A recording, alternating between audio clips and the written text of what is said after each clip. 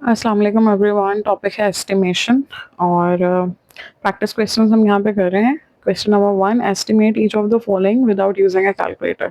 सबसे पहले हम इसको एस्टिमेट करेंगे। जैसे आप कहीं शॉपिंग के लिए फॉर एग्जांपल जाते हो और आप देखते हो कि टैग लगा हुआ है 199 रुपीज़ का, तो आप फ़ौरन उसको राउंड ऑफ कर लेते हो अपने जहन में 200 पे, ताकि अगर आपके पास फॉर एग्जांपल 1000 रुपीज़ है तो आपको बहुत आसानी हो जाती है। आप फ़ौरन अंदाज़ा लगा लेते हो कि I can buy 5 of these, right. 200 के हिसाब से मैं यहाँ पे इतना परचेज कर सकता हूँ।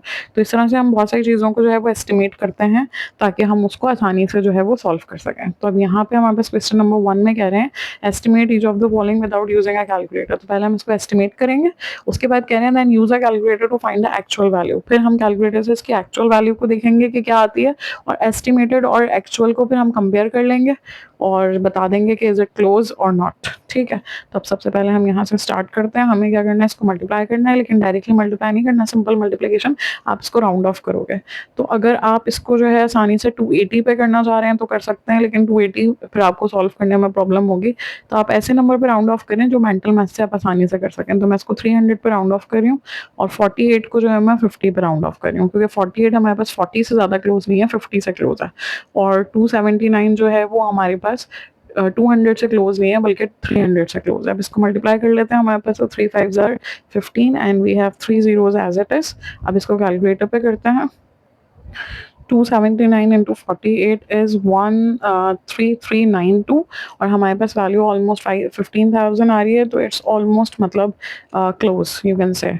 तो हम कह देंगे yes our value is close. अगर हम इसको जो है वो 280 लेते हैं, एस्टिमेट करते हैं, और फिर हम जो है वो 280 को जो है वो मेंटल मैथ से अगर करते हैं और 50 से मल्टीप्लाई करते हैं तो इट वुड बी 14, तो वो भी क्लोज होते हैं। अब इसके बाद हमारे पास यहाँ पे जो है वो ये एडिशन है। अब इसको आप 1 डेसिमल प्लेस तक भी राउंड ऑफ कर सकते हैं, और अगर आप चाहें तो इसको जो है वो 7.64 है, क्योंकि 7.6 यानी ये राउंड ऑफ होकर 8 पे चला जाएगा, और होल नंबर्स पे भी मतलब आप कर सकते हैं। तो अब यहाँ पे इसको अगर हम राउंड ऑफ करते हैं 13.8 है, तो इसको 14 पे राउंड ऑफ कर लिया, तो ये हमारे पास ऐड होके हो गया 22। और अगर हम इसको कैलकुलेटर पे करते तो हमारे पास वैल्यू आ रही है 21.51। तो यहाँ पे ये हमारे पास जो है बेसिकली ये हमारे पास एस्टिमेटेड वैल्यू है, हमने इसको एस्टिमेट किया है। और कैलकुलेटर जो हमने यूज़ किया है, यूजिंग कैलकुलेटर वी गेट 21.51। तो ये वैल्यू हमारे पास कहलाएगी एक्चुअल वैल्यू, राइट। तो अब यहाँ हम लिख देंगे yes our value is close. 22 और 21 बहुत ज़्यादा क्लोज हैं। इसी तरीके से यहाँ पे ये जो है ये भी हमारे पास जो है वो एस्टिमेटेड वैल्यू थी, और जो कैलकुलेटर से हमारे पास आंसर आया था that was our actual value, right. जो हमारे पास 279 इंटू 48 दैट वाज 13392, तो एक्चुअल वैल्यू थी। इसी तरीके से अब इसको मेंशन कर लेते हैं। अगर हम इसको अपने हिसाब से करते हैं, जैसे हमने इसको एस्टिमेट किया है, तो यहाँ पे हमें ऐसे नंबर्स चाहिए होंगे जो एक दूसरे से डिवाइड हो जाए। तो 27 तो बहुत ईजिली हमारे पास जो है वो 30 पे राउंड ऑफ हो जाएगा। और अगर हम इसको राउंड ऑफ करते हैं तो 9 हमारे पास 3 से डिविजिबल है, तो 9 को एज इट इज रख लेते हैं। और 53 को जो है हम 50 पे अगर राउंड ऑफ करते हैं तो कैंसिलेशन में प्रॉब्लम होगी, तो हम इसको 60 पे राउंड ऑफ कर लेते हैं। 0 0 कैंसिल, 3 1 3, 3 3 9, 3 2 6, सो वी हैव 32 को हमने एस्टिमेट कर लिया। अब इसकी जो है हम एक्चुअल वैल्यू निकाल लेते हैं यूजिंग अ कैलकुलेटर। ये कैलकुलेटर से क्या आती है, ठीक है। अच्छा भाई, हमारे पास कैलकुलेटर से वैल्यू आई है 35.29, तो इट्स एक्चुअली क्लोज।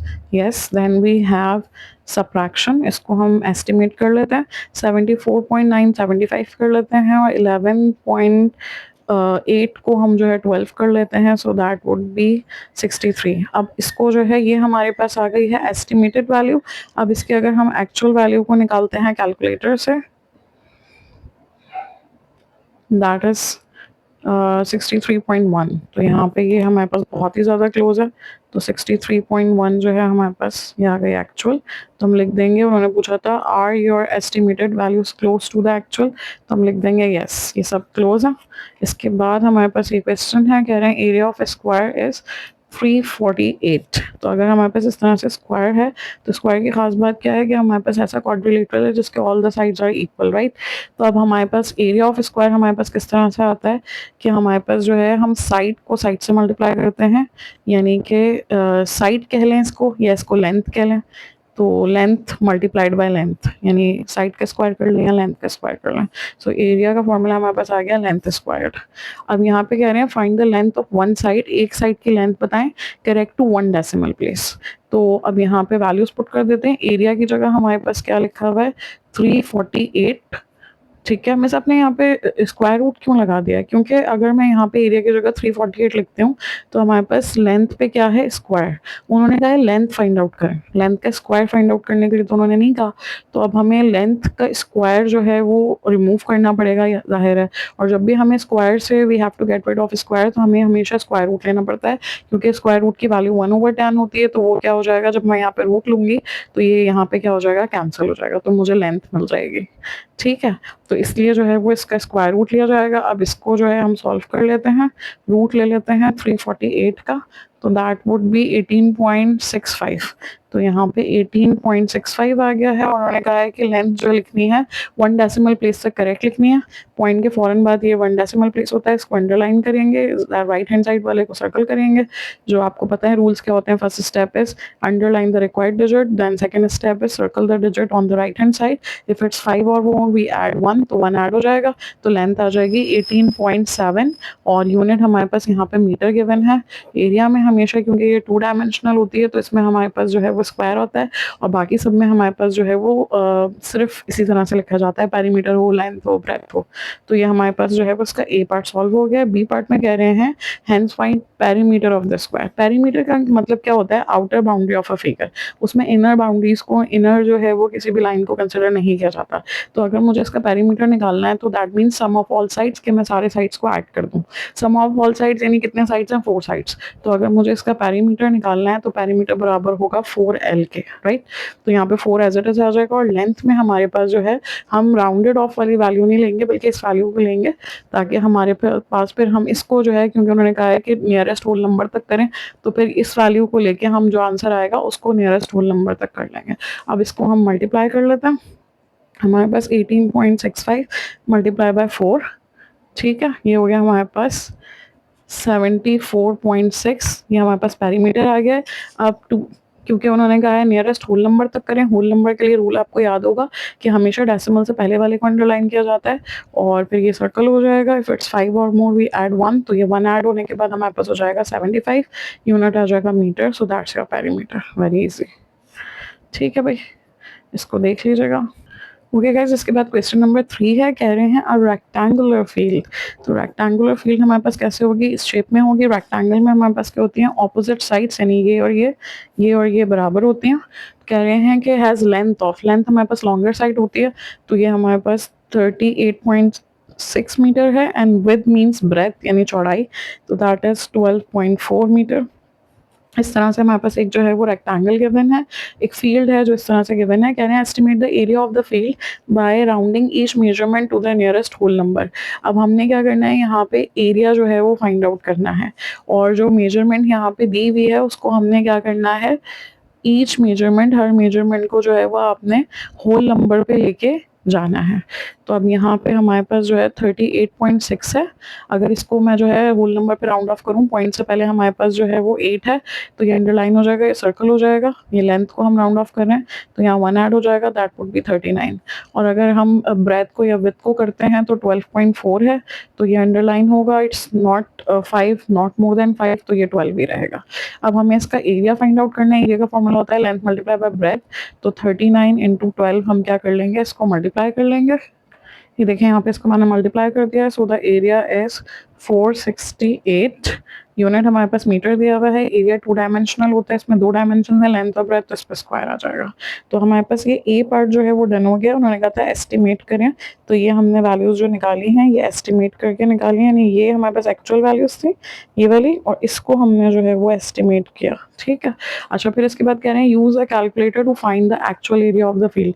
अब एक्चुअल एरिया जो है कैलकुलेटर से निकालें, तो यहाँ पे हम लिख देंगे actual area of the field. Actual area के लिए एक्चुअल वैल्यूज ले ली जाएंगी, यानी कि 38.6 मल्टीप्लाई बाय 12.4 आ जाए। इसको मल्टीप्लाई कर लेते हैं कैलकुलेटर, ठीक है भाई। ये हमने मल्टीप्लाई कर लिया, हमारे पास वैल्यू आ गई है 4 हमारे पास वैल्यू आ गई है 478.64 मीटर स्क्वायर। तो ये हमारे पास जो है वो एक्चुअल एरिया आ गया है और ये एरिया आ गया है जो हमने एस्टिमेट करके निकाला है। ठीक है, हमारी एस्टिमेटेड वैल्यू हो गई और ये वाला हमारे पास एक्चुअल हो गया। अब थर्ड पार्ट में कह रहे हैं कंपेयर करें एस्टिमेटेड एरिया को एक्चुअल के साथ। क्या आप क्या कह सकते हैं कि आपका जो एस्टिमेटेड आंसर है क्या वो रीजनेबल है? तो yes, it's reasonable, it's very close. तो हम लिख देंगे यस, इट्स रीजनेबल। सही है भाई। तो ये हमारे पास डन हो गया। इसके बाद as always we have some mental math questions. Quick calculations है हमारे पास। 3 का क्यूब करना है, it means we have to multiply 3 3 times 3 3 9 3 27। And वैसे तो ये मेंटल मैथ से किया जाता है, लेकिन क्योंकि आपको बताना है कि ये मेंटल मैथ कैसे होगा तो वो लिख के सॉल्व किया जा रहा है। अब 4 स्क्वायर्ड इज नॉट 8। 4 को मल्टीप्लाई करेंगे 2 टाइम्स, 4 4 आर 16। अब इसको हमारे पास यहाँ पे ऐड कर देंगे 7 एंड 6, 13, 1 कैरी 43। अच्छा, अब इसके अंदर पहले ब्रैकेट सॉल्व होता है तो ये 25 और 15 को हम क्या कर देंगे, ऐड कर देंगे, दैट वुड बी 40। तो ये माइनस होकर 50 हो जाएगा। अब ये 1/4 है into 200, 4 1 4 4 5 20, so that would also be 50। अच्छा, अब 3/5 है इंटू 50 करना है, 5 10 आर, सो वी हैव 30। 10% के लिए हमेशा नीचे 100 आता है। 360 ये जल्दी इसलिए सॉल्व करी हूँ मैं ताकि आपको पता चले कि it's very easy and it is. एक जीरो एक जीरो एक जीरो एक zero cancel, so that is 36। Then we have 25 over percentage की जगह 100 आ जाएगा इंटू 80। 25 1 jar, 25 4 jar. आपको पता है यूं करके साइड बेस में कैंसिलेशन नहीं होती, न्यूमरेटर न्यूमरेटर और डिनोमिनेटर डिनोमिनेटर कैंसिल नहीं होता। बाकी ऐसे और ऐसे आप जैसे चाहें कैंसिलेशन कर सकते हैं। 4 1 जार 4 4 2 जार 8, वी हैव 20। अच्छा, अब ये कैसे होगा, कह रहे हैं इंक्रीज 40/10%। 40 को 10% से बढ़ा दें, तो 10% से अगर बढ़ाना है, ये 40 है, 10%, परसेंट मीन्स 100, तो 10% से बढ़ा देंगे तो 100 + 10 हो जाएगा, यानी 110। और फिर ये 110%, तो परसेंट की जगह नीचे क्या आ जाएगा, 100 आ जाएगा। अभी हम यहाँ पे सॉल्व कर लेंगे इस तरीके से। 40 इंक्रीज बाय 10% इज 44।